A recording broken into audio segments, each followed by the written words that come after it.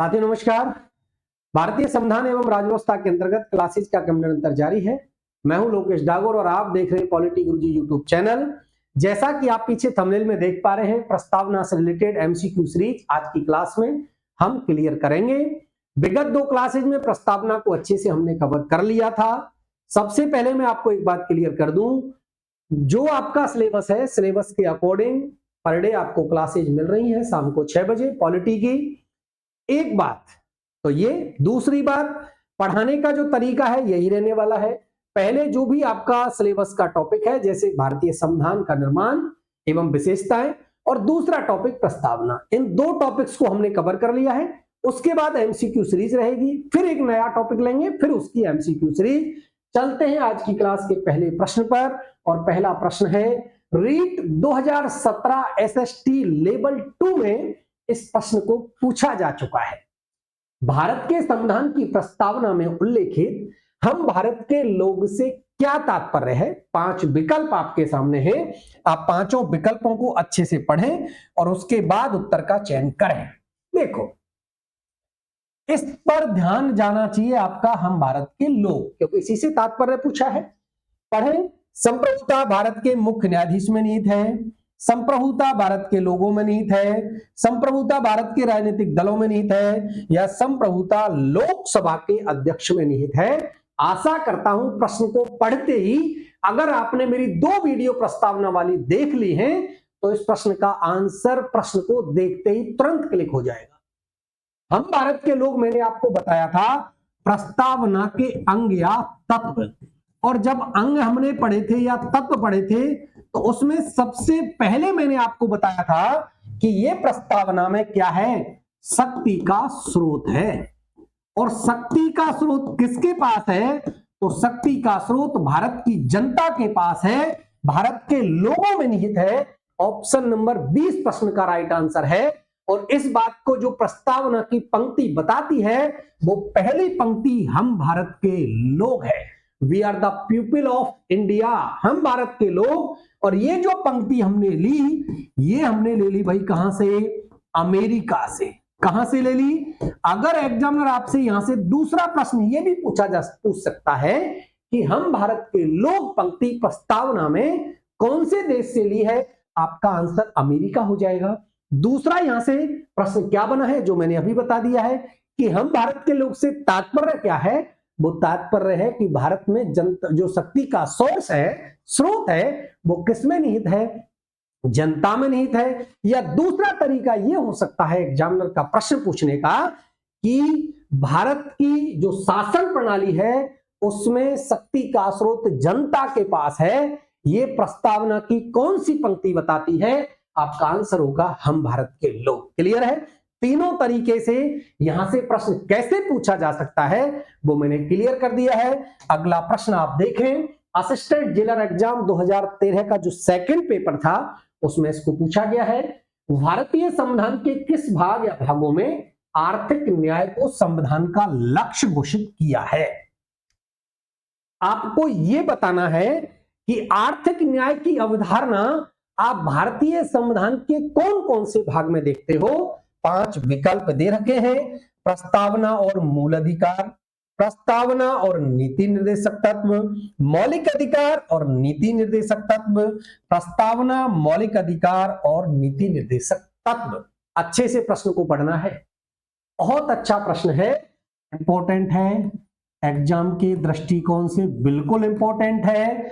देखो, मैं एक बात आपको क्लियर कर दूं, आर्थिक न्याय की अवधारणा की जब आप बात करोगे, प्रस्तावना आप देखते हैं तो उसमें न्याय आता है, और न्याय आता है 3 प्रकार का। 3 प्रकार के न्याय की बात की गई है प्रस्तावना में, और वो कौन कौन सा है, तो वो सामाजिक है, वो आर्थिक है, और वो राजनीतिक है। ये 3 प्रकार के न्याय की बात, एक तो ये प्रश्न यहां से पूछा जा सकता है न्याय से। प्रस्तावना क्लियर हो गई कि प्रस्तावना में न्याय की बात की गई है। एक आप जब डीपीएसपी पढ़ते हो, डीपीएसपी मतलब नीति निर्देशक तत्व, भारतीय संविधान का अनुच्छेद 36 से लेकर 51, और भाग कौन सा है, तो भाग है आपका 4। इस भाग 4 में नीति निर्देशक तत्वों का वर्णन है। और नीति निर्देशक तत्व क्या है भाई?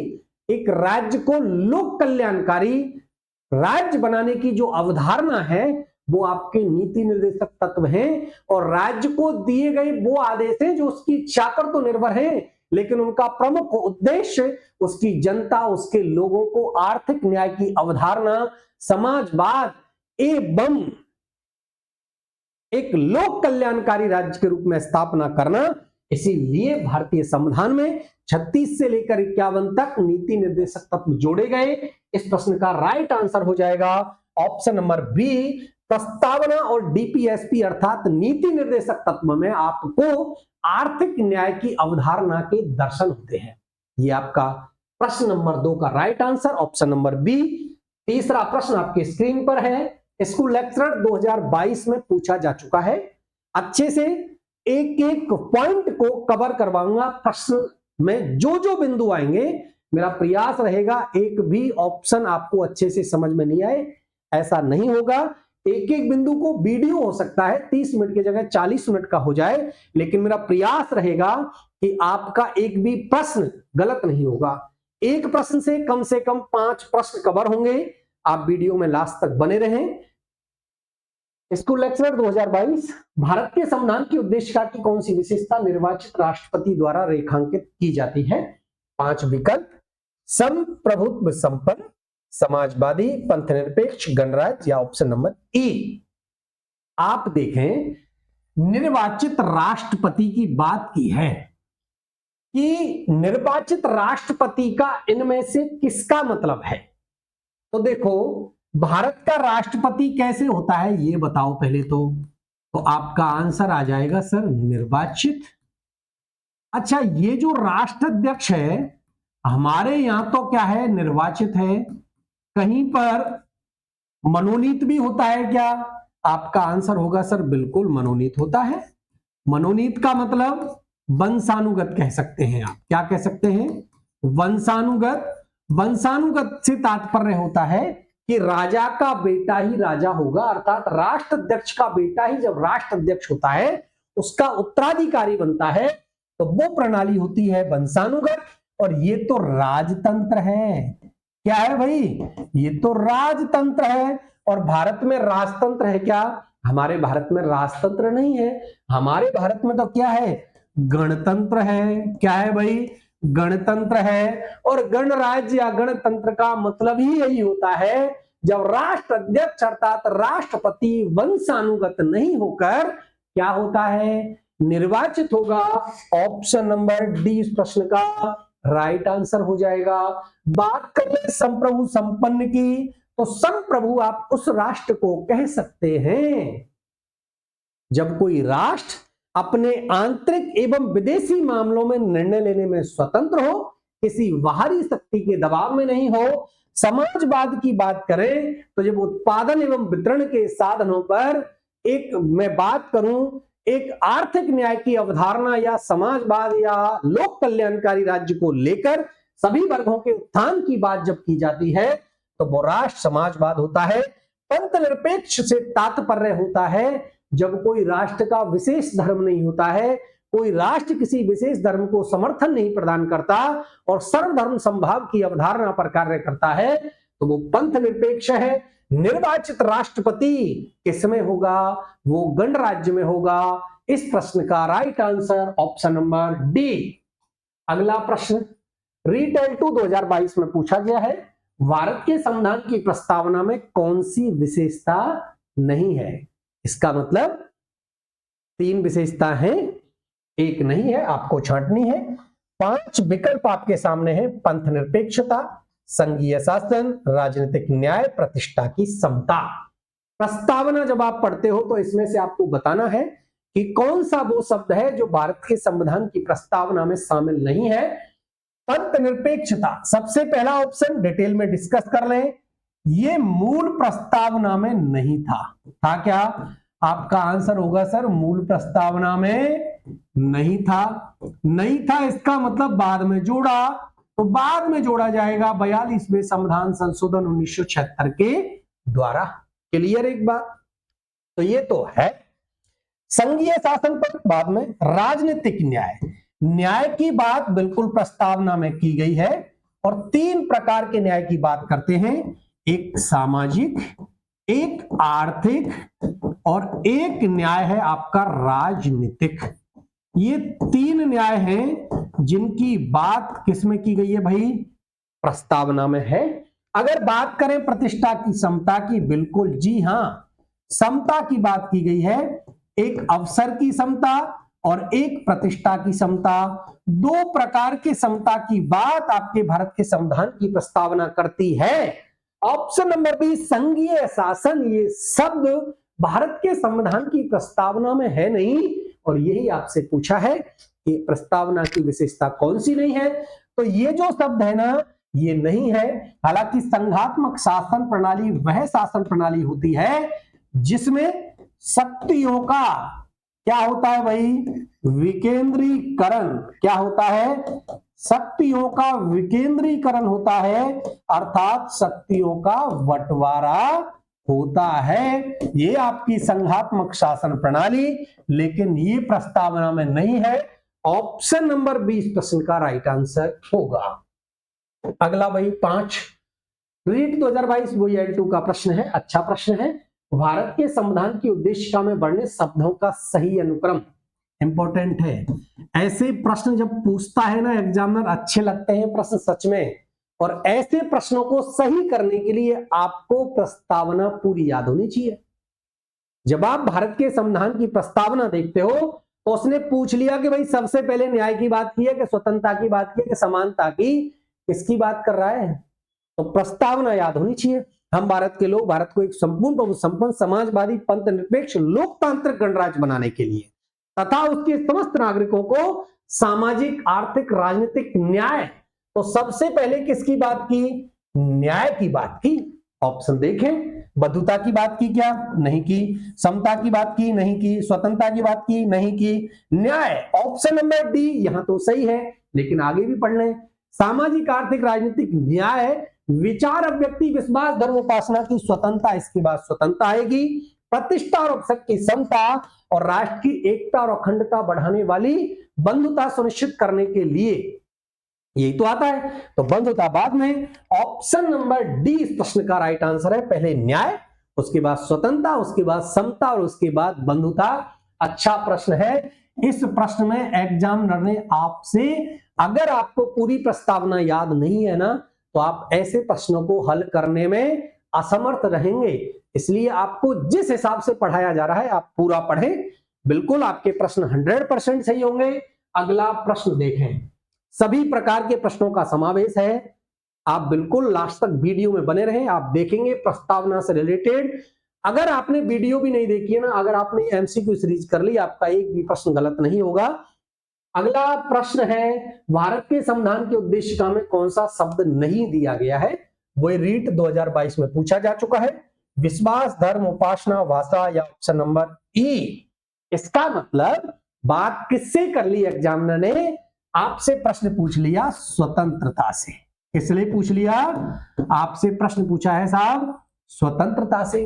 और स्वतंत्रता की बात, कितने प्रकार की स्वतंत्रता की बात करते हैं, तो 5 प्रकार की स्वतंत्रता का वर्णन, 5 प्रकार की स्वतंत्रता का वर्णन भारतीय संविधान में है। क्लियर, कौन कौन सी है, तो वो पहली है विचार, कौन सी है, विचार। दूसरी है अभिव्यक्ति, यही क्रम है, विचार, अभिव्यक्ति, विश्वास, धर्म, उपासना। ये 5 प्रकार की स्वतंत्रता की बात की गई है प्रस्तावना में। आप देखेंगे विश्वास तो है, धर्म भी है, उपासना भी है, भाषा। ऑप्शन नंबर डी इस प्रश्न का राइट आंसर हो जाएगा। स्वतंत्रता में भाषा की बात नहीं की गई है। 5 प्रकार की भाषा है, विचार, अभिव्यक्ति, विश्वास, धर्म और उपासना। ये 5 प्रकार की स्वतंत्रताओं की बात भारतीय संविधान की प्रस्तावना करता है। ऑप्शन नंबर डी इस प्रश्न का राइट आंसर है। अगला प्रश्न है आपके सामने, रीट 2015 में पूछा गया है, L2 में, SST में। भारतीय संविधान की प्रस्तावना में संशोधन किस वर्ष में हुआ। संशोधन से प्रश्न आया है, अच्छा प्रश्न है। प्रस्तावना में संशोधन से किस किस प्रकार से प्रश्न एग्जामिनर पूछ सकता है? देखो, सबसे पहली बात पूछ सकता है प्रस्तावना में कितनी बार संशोधन हुआ है। आपका आंसर होगा सर एक बार। कितनी बार हुआ है? एक बार। कब हुआ है? 1976 में हुआ है। जब 1976 में हुआ है तो कोई संविधान संशोधन किया है, तो वो कौन सा है सर? वो है सर 42वां। कौन सा हो गया? तो 42वें संविधान संशोधन 1976 के द्वारा। अगला क्या प्रश्न पूछ सकता है? कितने शब्द जोड़े गए? आपका आंसर होगा 3 शब्द जोड़े गए। क्लियर है? फिर पूछ सकता है कौन कौन से शब्द जोड़े गए? तो एक आपका समाजवाद, एक आपका पंथ निरपेक्षता और एक है अखंडता। क्या है? अखंडता। ये 3 शब्द आपको भारतीय संविधान की मूल प्रस्तावना में नहीं थे। संशोधन होगा केशवानंद भारतीवाद के बाद 42वें संविधान संशोधन 1976 के द्वारा, और एक ही बार आज तक संशोधन हुआ है। 3 नए शब्द जुड़ेंगे। प्रश्न पूछा है किस वर्ष में हुआ? ऑप्शन नंबर बी 1976 में भारतीय संविधान की प्रस्तावना में अब तक केवल और केवल एक बार संशोधन हुआ है। आशा करता हूं प्रश्न आपको पूरे क्लियर हो गए होंगे। कोई भी प्रश्न पूछ सकता है एग्जामिनर संशोधन से, सारे प्रश्न मैंने बता दिए हैं। अगला प्रश्न आप देखें, सुपरवाइजर वुमेन एम्पावरमेंट महिला सुपरवाइजर एग्जाम हुआ था 2018 में, वहां से इस प्रश्न को पूछा गया है। निम्नलिखित में से किस वाद में यह कहा गया था कि प्रस्तावना भारतीय संविधान का अंग नहीं है? इंपॉर्टेंट है। क्लियर? कौन से वाद में यह कहा गया था कि प्रस्तावना preamble is not a part of Indian constitution? प्रस्तावना भारतीय संविधान का अंग नहीं है। यह कौन से वाद में कहा गया? 5 विकल्प है। वेरुवाड़ी वाद, SR Mumbai, Minerva mills, Golaknath वाद। एक तो थोड़ा सा जब प्रश्न आया है तो देखो, बेरूबाड़ी बाद ईयर भी याद रख लें 1960, एसआर मुंबई 1994-95, मिनर्वा मिल्स 1980-80 और 1967 आपका गोलकनाथ। ये कुछ बाद हैं। अब आपको बताना है कि प्रस्तावना भारतीय संविधान का अंग नहीं है, ऐसा इनमें से कौन से बाद में कहा है? थोड़ा सा एक बार में क्लियर कर दूं। सबसे पहले एक बाद आएगा बेरूबाड़ी बाद। 3 बाद है प्रस्तावना से रिलेटेड। बेरूबाड़ी बाद 1960, इसमें सुप्रीम कोर्ट कहेगा प्रस्तावना भारतीय संविधान का अंग नहीं है। क्लियर?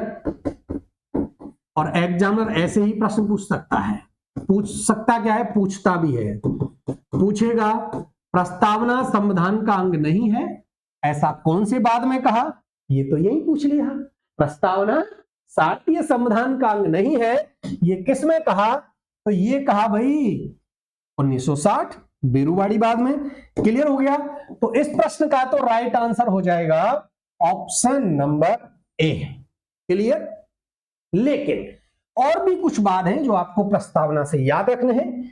इसके बाद एक बाद आएगा जो इंपॉर्टेंट है, जिसमें सबसे बड़ी खंडपीठ का भी गठन होता है, केशवानंद भारती बाद, और यह है 1973। इसमें सुप्रीम कोर्ट अपने पूर्ववर्ती निर्णय से पलटेगा। जो उसने पहले निर्णय दिया था कि प्रस्तावना भारतीय संविधान का अंग नहीं है, अब वो क्या कहेगा? अब कहेगा प्रस्तावना भारतीय संविधान का अंग है। प्रस्तावना भारतीय संविधान का अंग है। और क्या हो सकता है? इसमें संशोधन भी हो सकता है, संशोधन किया जा सकता है। लेकिन क्या लेकिन भाई? लेकिन मूलभूत ढांचे अर्थात आधारभूत ढांचे में नहीं। क्लियर? मूलभूत ढांचे में नहीं किया जा सकता है। अब यहां से प्रश्न कैसे बनता है? एग्जामिनर पूछेगा प्रस्तावना संविधान का अंग है, इसमें संशोधन किया जा सकता है, यह पहली बार कौन से बाद में सुप्रीम कोर्ट उच्चतम न्यायालय ने कहा? आपका आंसर होगा केशवानंद भारती बाद 1973। क्लियर? एक बाद और एक मूलभूत ढांचे की अवधारणा भी इसकी है। एक और है एसआर बॉम्बे। एसआर बॉम्बे, ये क्या बात है 1994-5, इसमें भी कहा भाई, लेकिन इसमें कहा प्रस्तावना आंतरिक हिस्सा है। क्या है? संविधान का आंतरिक हिस्सा है। और ये किसने कहा? ये कहा एसआर बॉम्बे। बाद में ये तीनों बात मैंने क्लियर कर दी है। प्रश्न आपको अगर पूछे एग्जामिनर प्रस्तावना संविधान का अंग नहीं है, आपका आंसर होगा बेरूबाड़ी बाद 1960। आपसे एग्जामिनर पूछे प्रस्तावना संविधान का अंग है, इसमें संशोधन किया जा सकता है लेकिन मूलभूत ढांचे में नहीं किया जा सकता है, आपका आंसर होगा केशवानंद भारतीवाद 1973। प्रस्तावना संविधान का अंग है, आंतरिक हिस्सा है, ये किस बात में कहा? एसआर बॉम्बे बाद 1994 और 95 में। ये आपके कुछ प्रस्तावना से रिलेटेड बात थे। तीनों बातों को मैंने एक ही प्रश्न में क्लियर करवा दिया है। इस प्रश्न का राइट आंसर होगा ऑप्शन नंबर ए। अगला प्रश्न आप देखें, अच्छा प्रश्न है, लाइब्रेरियन ग्रेड सेकंड 2022 में पूछा है। निम्नलिखित में से कौन सा कथन सही है? आपको सही कथन का चयन करना है। ए है, बी है, सी है या डी है? अच्छे से आप पढ़ें। प्रस्तावना को संशोधन संसद द्वारा केवल एक वस्तुनिष्ठ प्रस्ताव द्वारा संशोधित किया जा सकता है। कहने का तात्पर्य यह है कि प्रस्तावना में संशोधन संसद कर सकती है एक प्रस्ताव लाकर, ये सही छांटना है। प्रस्तावना संविधान का हिस्सा और मूल संरचना के अलावा संशोधित किया जा सकता है। मूल संरचना के अलावा प्रस्तावना संविधान का हिस्सा नहीं है, इसमें संशोधन नहीं किया जा सकता। प्रस्तावना संविधान का हिस्सा है, उसे अनुच्छेद 368 के तहत बिना किसी प्रतिबंध के संशोधित किया जा सकता है। अच्छा प्रश्न है। अभी मैंने आपको एक केशवानंद भारतीवाद बताया जिसमें स्पष्ट कहा है कि प्रस्तावना संविधान का पार्ट है, इसमें संशोधन किया जा सकता है लेकिन मूलभूत ढांचे अर्थात मूल संरचना के अलावा संशोधन किया जा सकता है।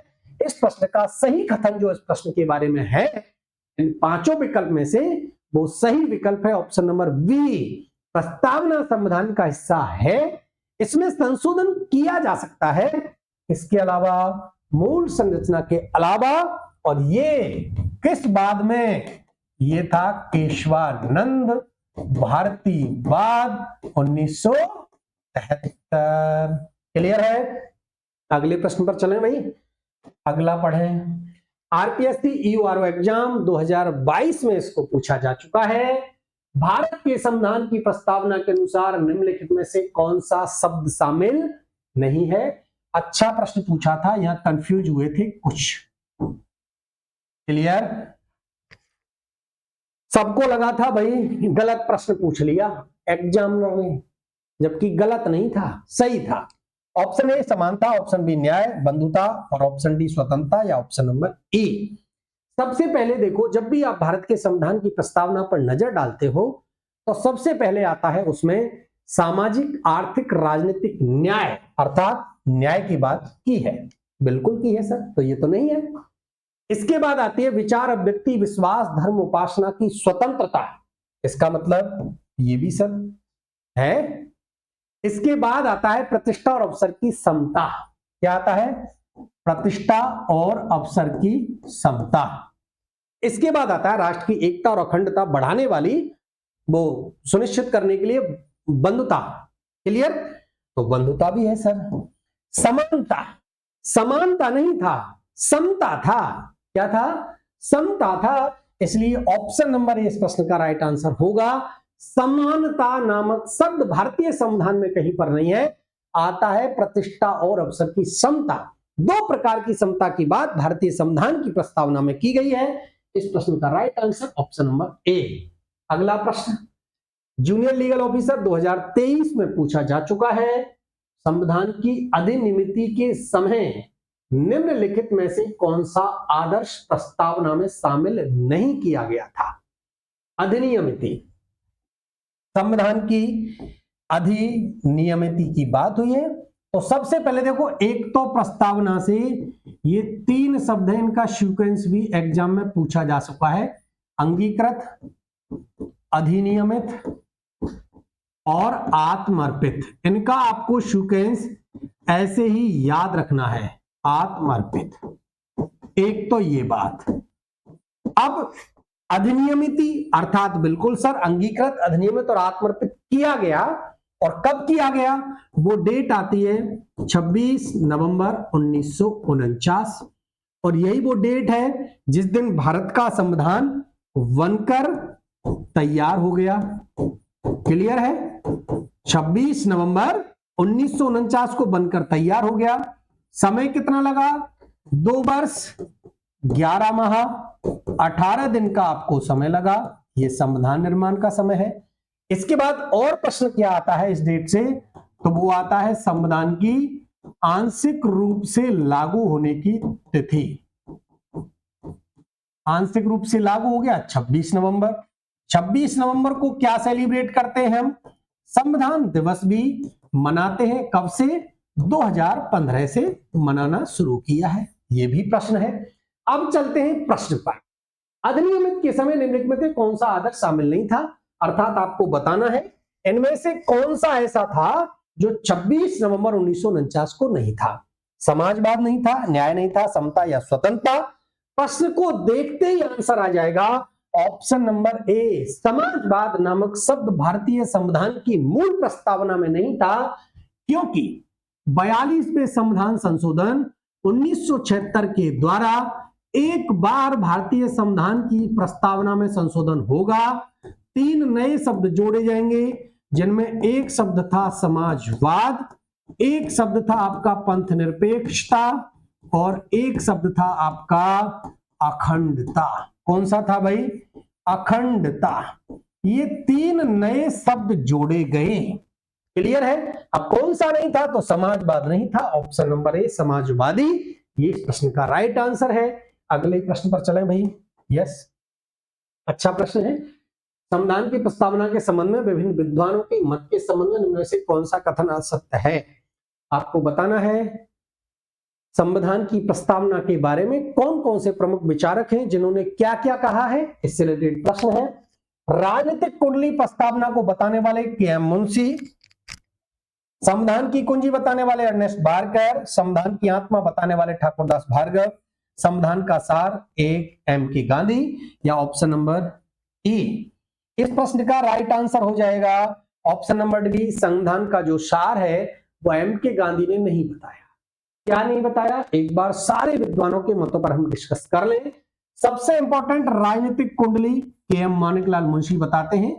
प्रारूप समिति के एकमात्र कांग्रेसी सदस्य हुआ करते थे और इन्होंने भारतीय संविधान की प्रस्तावना को राजनीतिक कुंडली बता दिया। अर्नेस्ट बोरकर ने की कुंजी बता दिया कि संविधान का जो ताला है ना, उसकी कुंजी की क्या है भाई? प्रस्तावना है। ठाकुरदास भार्गव ने आत्मा की संज्ञा दे दी। और प्रश्न एग्जामिनर आपसे कैसे पूछता है, देखो मैंने कल भी बताया था, अगर अनुच्छेद 32 आपसे पूछा जाए कि अनुच्छेद 32 को संविधान की आत्मा किसने बताया है, आपका आंसर हो जाएगा डॉक्टर अंबेडकर। क्या हो जाएगा? आपका आंसर हो जाएगा डॉक्टर अंबेडकर। लेकिन प्रस्तावना को आत्मा किसने बताया है? तो प्रस्तावना को आत्मा बताने वाले हैं ठाकुरदास भार्गव। एक तो ये बात। दूसरी, प्रस्तावना के बारे में आपको एक बात क्लियर कर दूं, दीर्घकालीन सपनों का विचार, ये भी एक विद्वान है। दीर्घकालीन की संविधान निर्मात्री सभा के जो सदस्य थे ना, उन सदस्यों के दीर्घकालीन सपनों का विचार था ये क्या? प्रस्तावना। और ये कहा आपके अय्यर, एच.बी.आर. स्वामी अयंगर थे ना, उन्होंने कहा, अय्यर ने कहा। इसके बाद एक और है पालकी वाला जी। कौन है? N.A. पालकी वाला, जिन्होंने प्रस्तावना को संविधान का आइडेंटिटी कार्ड, परिचय पत्र बता दिया, संविधान के परिचय पत्र की संज्ञा दे दी। वो कौन है? आपके पालकी वाला। प्रश्न पर आते हैं एक बार, कौन सा कथन असत्य है? एम.के. गांधी संविधान का सार नहीं बताया, ये इसका राइट आंसर है। सारे जो विद्वानों ने कथन कहे हैं प्रस्तावना से, वो मैंने क्लियर कर दिए हैं। अगला प्रश्न आप पढ़ें एक बार। यस, संविधान की प्रस्तावना में शामिल है, क्या शामिल है भाई? संपूर्ण प्रभु संपन्न, समाजवादी, पंथ निरपेक्ष, लोकतंत्रात्मक गणराज्य या राजतंत्रीय शासन। अब आपको विकल्प दे रखे हैं 5। उपयुक्त कथनों में से कौन सा सही है? 1 2 3 है, 1 2 3 4, 1 2 4 5, 2 3 4 5, या ऑप्शन नंबर ए। एक बार आप देखें, जब भी भारतीय संविधान की प्रस्तावना आप पढ़ते हो, सबसे पहले आता है हम भारत के लोग भारत को एक संपूर्ण प्रभु संपन्न समाजवादी पंथ निरपेक्ष लोकतांत्रिक गणराज्य बनाने के लिए तथा उसके समस्त नागरिकों को सामाजिक आर्थिक राजनीतिक न्याय विचार अभिव्यक्ति विश्वास धर्म उपासना की स्वतंत्रता प्रतिष्ठा अवसर की समता राष्ट्र की एकता अखंडता को बढ़ाने वाली बंधुता सुनिश्चित करने के लिए आगे आप जानते ही हो। अब आप मुझे बताओ, अब मैंने जो बोली उसमें क्या नहीं था? तो उसमें ये नहीं था। राजतंत्र है क्या भारत में? कहीं नहीं है ना। तो राजतंत्र नहीं था, ये चारों तो है 1 2 3 4 ऑप्शन नंबर बी 1 2 3 और 4 इस प्रश्न का राइट आंसर हो जाएगा। अगला प्रश्न आप देखें, क्वेश्चन नंबर 14 आपके सामने है। भारतीय संविधान की प्रस्तावना में समाजवाद पंथ निरपेक्ष अखंडता को कौन से संविधान संशोधन के द्वारा जोड़ा गया? अच्छा प्रश्न है, एग्जामिनर यहां से प्रश्न पूछ भी लेता है संशोधन से। प्रश्न को देखते ही मैंने पिछली कुछ प्रश्नों में इसको अच्छे से पढ़ा दिया है, इससे रिलेटेड प्रश्न पहले आ चुके हैं। ऑप्शन नंबर 1 42वां संविधान संशोधन 1976 में होगा और इसको आप लघु संविधान मिनी कॉन्स्टिट्यूशन की संज्ञा भी देते हैं, है ना। 42वां संविधान संशोधन है, इसको आप मिनी कॉन्स्टिट्यूशन या लघु संविधान की संज्ञा भी देते हैं। और ये 42वां संविधान संशोधन होगा। केवल अब तक प्रस्तावना में मात्र एक संशोधन हुआ है, वो आपका कौन सा है? 42वां। 3 नए शब्द जोड़े जाएंगे। अगली कुछ बात कर ले। 44वां संविधान संशोधन याद आ रहा है कि आपको? इसके द्वारा संपत्ति के अधिकार को हटाया जाएगा और मूल अधिकार जो 7 हुआ करते थे मूल संविधान में, कितने थे? 7, वो घटकर कितने हो जाएंगे? 6, क्योंकि अनुच्छेद 31 में वर्णित जो मौलिक अधिकार था उसको सामान्य विधिक कानूनी अधिकार बना दिया गया 300A में। ये 44वां है। बात कर ले 61वें आर्टिकल है अनुच्छेद 326। 326 आर्टिकल है वयस्क मताधिकार से। किससे? वयस्क मताधिकार से। और 61वें संविधान संशोधन 1989 के द्वारा वयस्क मताधिकार की आयु 21 वर्ष से घटाई जाएगी और कितनी कर दी गई? 18 कर दी गई। ये भी अच्छा है। 52वें संविधान संशोधन 1985 की बात करें, जी हां, 10वीं अनुसूची। कितनी? 10वीं अनुसूची जो दल बदल से संबंधित है। किससे रिलेटेड है? दल बदल से संबंधित है। ये 10वीं अनुसूची 52वें संविधान संशोधन 1985 के द्वारा भारतीय संविधान में जोड़ी जाएगी। ऑप्शन नंबर ए इस प्रश्न का राइट आंसर है। 42वें संविधान संशोधन 1976 के द्वारा भारतीय संविधान की प्रस्तावना में 3 नए शब्द जोड़े जाते हैं, समाजवाद पंथ निरपेक्ष अखंडता। क्लियर है? आशा करता हूं प्रश्नों का आपको समझ में आ रहा होगा कलेक्शन जो मैं लेकर आया हूं। मेरा पूरा प्रयास रहा है कि अच्छे से अच्छे प्रश्न आपको करवाऊं। प्रस्तावना अगर आपने, मैं ये कह रहा हूं, विगत जो 2 वीडियो मैंने डिटेल्स वाली डाली है, अगर वो आपने नहीं देखी, मात्र एमसीक्यू सीरीज आपने कर ली, आपका एक भी प्रश्न प्रस्तावना से गलत नहीं होगा और आप रीट ही नहीं बल्कि किसी भी एग्जाम्स की तैयारी क्यों ना कर रहे हो, आपके लिए क्लास बहुत इंपॉर्टेंट रहने वाली है। अगला प्रश्न देखिए, भारतीय संविधान की प्रस्तावना में निम्नलिखित में से कौन सी स्वतंत्रता का वर्णन नहीं है? बताओ। स्वतंत्रता की बार बार बात आ रही है। जब भी प्रस्तावना की बात होगी, प्रस्तावना में स्वतंत्रता की बात होगी, तो स्वतंत्रता कितने प्रकार की? 5 प्रकार की। कितने प्रकार की?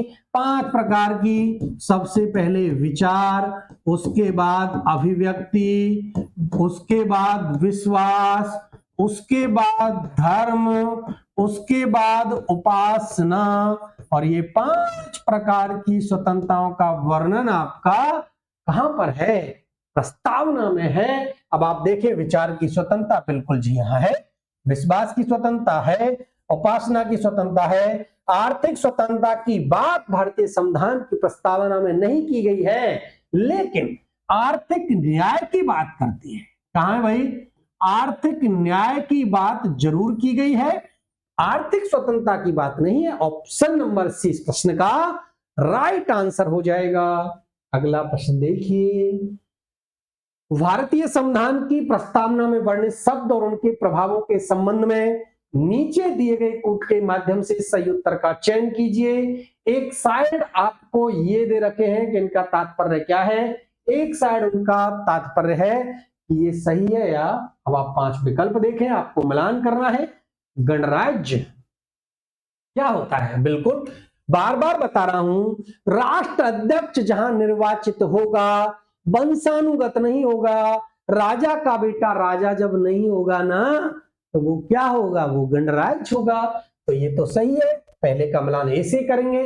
पंथ निरपेक्ष, राज्य द्वारा किसी धर्म विशेष को राज्य धर्म के रूप में मान्यता न दिया जाना। बिल्कुल जी हाँ, मान्यता नहीं दिया जाना। पंथ निरपेक्ष राज्य का मतलब ही यही होता है कि कोई राष्ट्र का विशेष धर्म नहीं है, सर्वधर्म संभाव की अवधारणा पर राष्ट्र कार्य कर रहा है, सभी धर्म उसकी नजर में समान है, कोई विशेष धर्म को संरक्षण प्रदान नहीं किया जा रहा है। ये आपका पंथ निरपेक्ष, दो का मिलान बी से करेंगे। लोकतंत्र, सरकार का उसकी जनता की इच्छा से प्राधिकार करना, बिल्कुल सही है। लोकतंत्र का मतलब ये होता है जनता का शासन, जनता के लोगों का शासन, जनता के द्वारा शासन, ये लोकतंत्र है। तो 3 का मिलान सी से। संप्रभु, बिल्कुल जी हाँ, राज्य का स्वयं की आंतरिक एवं बाह्य नीतियों के मामले में स्वतंत्र होना। संप्रभु संपन्न का मतलब होता है जब कोई राष्ट्र अपने आंतरिक एवं बाहरी मामलों में निर्णय लेने में स्वतंत्र है, कोई भी बाहरी सत्ता के दबाव में नहीं है, वो राष्ट्र संप्रभु है। पहले का मिलान ए से करेंगे, 2 का मिलान बी से, तीसरे का मिलान सी से। ऑप्शन नंबर ए कौन सा भाई, सॉरी, ऑप्शन नंबर ए इस प्रश्न का राइट आंसर हो जाएगा। क्लियर है, समझ में आ रहा होगा। अगला प्रश्न देखिए, आप स्क्रीन पर है। भारतीय संविधान में प्रस्तावना की भाषा को कौन से देश के संविधान से ग्रहण किया गया है? 5 विकल्प हैं, ऑस्ट्रेलिया, ब्रिटेन, दक्षिणी अफ्रीका, जापान या ऑप्शन नंबर ए। आप देखिए किसकी बात की है, प्रस्तावना की भाषा की। और मैंने आपको जब पहला प्रश्न अगर याद आ रहा हो जिसमें एक पंक्ति आती है, हम भारत के लोग, आई थी, और ये जब प्रश्न कराया था तो मैंने इससे रिलेटेड आपको सारे डाउट क्लियर करा दिए थे ना। आप देखेंगे हम भारत के लोग, प्रथम पंक्ति का आंसर अलग था, अमेरिका था। प्रस्तावना के विचार की भी बात आपसे पूछ लेना कि भारतीय संविधान में प्रस्तावना का विचार कहां से है, तो अमेरिका से है। क्यों? क्योंकि अगर विश्व में सबसे पहले किसी देश के संविधान में प्रस्तावना की बात है तो वो अमेरिका के संविधान में है। लेकिन प्रस्तावना की भाषा शैली की बात पूछ ले, आपका आंसर बदल जाएगा। क्या हो जाएगा? ऑप्शन नंबर ए, प्रस्तावना की भाषा शैली हमने कहां से ले ली भाई? ऑस्ट्रेलिया से ले ली। इसलिए इस प्रश्न का right answer option number A, Australia से हमने ग्रहण किया है प्रस्तावना की भाषा। सॉरी, ब्रिटेन की अगर मैं बात करूं तो ब्रिटेन से आपने क्या ले लिया? ब्रिटेन से आपको संसद याद रखनी है। संसदीय शासन प्रणाली से रिलेटेड अगर कोई भी बात आ जाए आप ब्रिटेन करोगे। संविधान संशोधन अगर आ जाए कि संविधान संशोधन की प्रक्रिया कहां से ले ली हमने, तो संविधान संशोधन की प्रक्रिया हमने ले ली दक्षिणी अफ्रीका से। और अगर आ जाए विधि द्वारा स्थापित प्रक्रिया, विधि द्वारा स्थापित प्रक्रिया आ जाए, आपका आंसर हो जाएगा जापान। मेरा प्रयास यह है कि एक प्रश्न में कम से कम 5 प्रश्न आपको हल करा दूं, तो आप देख लेना इस क्वेश्चन में आपको, इस प्रश्न में आपको कम से कम 5 प्रश्न तो मिल जाएंगे। अगला प्रश्न, भारतीय संविधान के मूल तत्वों में से निम्न में से कौन शामिल है? कौन शामिल है? संविधान की, भारत की प्रकृति, संविधान के उद्देश्य, संविधान के अंगीकृत, अधिनियमित और आत्मर्पित होने की तिथि, या संविधान में शक्ति का स्रोत। यस, एक एक बात को क्लियर करें, ठीक है। यस, भारत की प्रकृति की बात करें, देखिए जब आप संविधान की प्रस्तावना पढ़ते हो तो सबसे पहले बात आती है कि भारत कैसा है? संप्रभु संपन्न है, समाजवादी है, लोकतांत्रिक है और गणराज्य है। अर्थात इससे पता चला आपको भारत देश की प्रकृति का। इसके बाद जब आप संविधान निर्माताओं के उद्देश्य की बात करोगे तो वो देखो क्या देना चाहते थे आपको? विचार, अभिव्यक्ति, विश्वास, धर्म, उपासना की स्वतंत्रता, सामाजिक, आर्थिक, राजनीतिक न्याय, विचार, अभिव्यक्ति, विश्वास, धर्म, स्वतंत्रता, प्रतिष्ठा और अवसर की समता, बंधुता, ये वो सारे बातें जिनसे पता लगता है कि संविधान के उद्देश्य क्या थे, भारत के जो संविधान निर्माता थे वो किस प्रकार का संविधान भारत के लोगों को सौंपना चाहते थे। अंगीकृत, अधिनियमित और आत्मर्पित होने की तिथि, बिल्कुल जी हाँ। भारत के संविधान की अंगीकृत, अधिनियमित, आत्मर्पित और बनकर तैयार होने की तिथि का पता कहां से लगता है? प्रस्तावना से लगता है, क्योंकि इसमें डेट है 26 नवंबर 1949। इसी डेट का पता कहां से लगेगा? संविधान में। इसके बाद है संविधान में शक्ति का स्रोत, बिल्कुल जी हाँ। हम भारत के लोग, ये जो पंक्ति है ये बताती है कि भारत में शक्ति का स्रोत भारत के लोग अर्थात भारत की जनता है। चारों विकल्प सही है। ऑप्शन नंबर डी इस प्रश्न का राइट आंसर है। 1, 2, 3 और 4। अगला प्रश्न देख ले भाई। यस, उद्देश्य का में वर्णित सामाजिक, आर्थिक और राजनीतिक न्याय का आदर्श कहां से प्रेरित है? बहुत अच्छा प्रश्न है, अच्छे से पढ़ें। 5 विकल्प आपके सामने हैं। रूस की क्रांति, आयरिश क्रांति, फ्रांस की क्रांति और अमेरिका की क्रांति। सबसे पहले थोड़ी सी अगर मैं बात करूं तो देखो, अमेरिका की अगर बात करें तो अमेरिका की क्रांति 1776 में होती है। अगर मैं फ्रांस की क्रांति की बात करूं 1789 में होती है। अगर रूस की क्रांति की बात करूं 1917 में होती है। सबसे पहले प्रश्न का आप आंसर देख लें। सामाजिक, आर्थिक, राजनीतिक न्याय का आदर्श, ऑप्शन नंबर ए, रूस की क्रांति से हमने भारतीय संविधान में ग्रहण कर लिया। रूस की क्रांति से आप देखते हो आर्थिक न्याय की अवधारणा, तो सामाजिक, आर्थिक, राजनीतिक न्याय की जो अवधारणा है वो ऑप्शन नंबर ए। लेकिन अगर फ्रांस की बात करें, एक अच्छा प्रश्न बन सकता है यहां से, क्योंकि फ्रांस की क्रांति बात करती है स्वतंत्रता की, समानता की और बंधुत्व की। किसकी? स्वतंत्रता, समानता और बंधुत्व की बात की गई है आपकी फ्रांस की क्रांति से। यहां से भी प्रश्न एग्जामिनर ने काफी बार पूछा है, इंपॉर्टेंट लगा लेना है।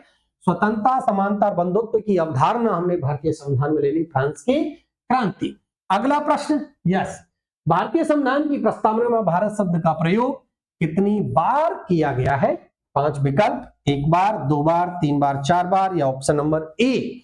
जब जब बात आएगी आप देखते हो भारत के संविधान की प्रस्तावना, ये रही भारत के संविधान की प्रस्तावना में, हम भारत के लोग एक भारत, और दूसरा भारत को एक संपूर्ण प्रभुत्व संपन्न समाजवादी पंथनिरपेक्ष बनाने के लिए। तो कितनी बार आया भारत? भारत आया 2 बार। कितनी बार आया?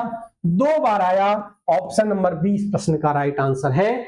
एक बार आप ये भारतीय संविधान की प्रस्तावना पर दृष्टि डालें और आप देखें एक एक प्रश्न किस किस प्रकार बनता है। दोबारा बता दूं, इस भारत से देखो, सबसे पहले इस लाइन से शब्द बना, प्रश्न बना हम भारत के लोग से।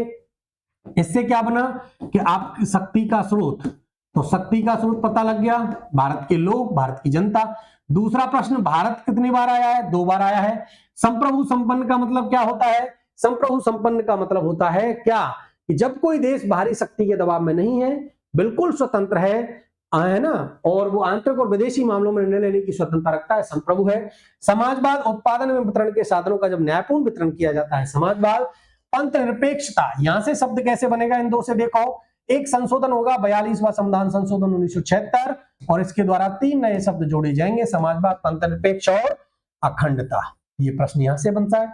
लोकतंत्र का मतलब जनता का शासन, गणराज्य का मतलब जब कोई राष्ट्राध्यक्ष निर्वाचित होता है, वंशानुगत नहीं होता है, वो गणराज्य। और भारत गणराज्य कब बना?